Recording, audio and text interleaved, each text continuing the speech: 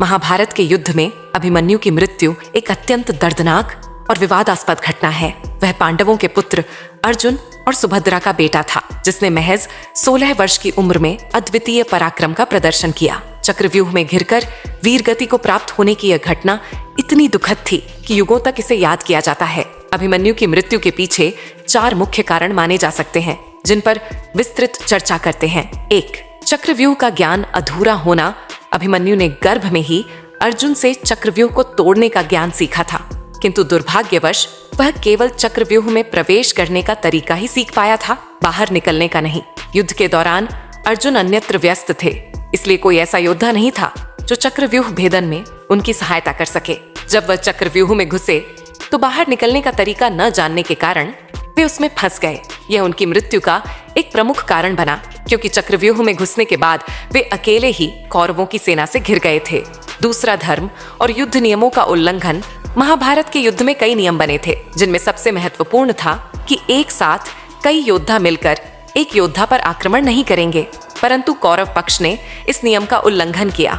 जब अभिमन्यु अकेले ही कौरवों के योद्धाओं से लड़ रहे थे, तब कर्ण, द्रोणाचार्य, अश्वत्थामा, कृपाचार्य और दुर्योधन ने मिलकर उन पर आक्रमण किया। एक योद्धा पर इतने योद्धाओं का आक्रमण करना युद्ध के धर्म और नियमों के विरुद्ध था। अभिमन्यु ने अद्वितीय वीरता दिखाते हुए उन्हें चुनौती दी, परंतु धर्म और नियमों का उल्लंघन उनकी मृत्यु का कारण बना। 3. अर्जुन का अनुपस्थित रहना।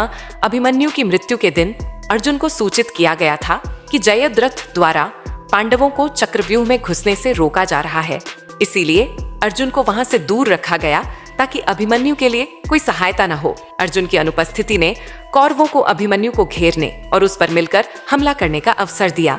यदि अर्जुन वहां उपस्थित होते तो निश्चित रूप से वह चक्रव्यूह में घुसने और बाहर निकलने का मार्ग अभिमन्यु को बता सकते थे। अर्जुन की अनुपस्थिति का यह प्रभाव अभिमन्यु की वीर गति के रूप में सामने आया। 4. राजनीतिक और व्यक्तिगत दुश्मनी। अभिमन्यु की मृत्यु का एक बड़ा कारण कौरव पक्ष की राजनीतिक और व्यक्तिगत द्वेष भावना थी। दुर्योधन और कर्ण, जो अर्जुन से गहरी शत्रुता रखते थे, उन्होंने सोचा कि अभिमन्यु को मारकर अर्जुन को मानसिक पीड़ा दी जा सकती है। दुर्योधन और कर्ण का अभिमन्यु के प्रति यह शत्रु भाव इतना बढ़ गया था कि उन्होंने उसे मारने के लिए अपने सभी हथकंडे अपनाए। यह उनकी कुटिल योजना का हिस्सा था कि यदि अर्जुन के पुत्र को मार दिया जाए तो अर्जुन मानसिक रूप से टूट जाएगा, जिससे पांडव पक्ष का मनोबल भी कम हो सकता है। अभिमन्यु की मृत्यु ने महाभारत के युद्ध में एक नया मोड़ ला दिया। उनकी वीरता और बलिदान ने युगों तक लोगों के दिलों में उनके प्रति सम्मान और संवेदना पैदा की है। उनकी मृत्यु ने यह भी दिखाया कि महाभारत का युद्ध केवल शक्ति और सामर्थ्य की लड़ाई नहीं थी, बल्कि इसमें कई मानवीय, धार्मिक और नैतिक मुद्दे भी जुड़े हुए थे।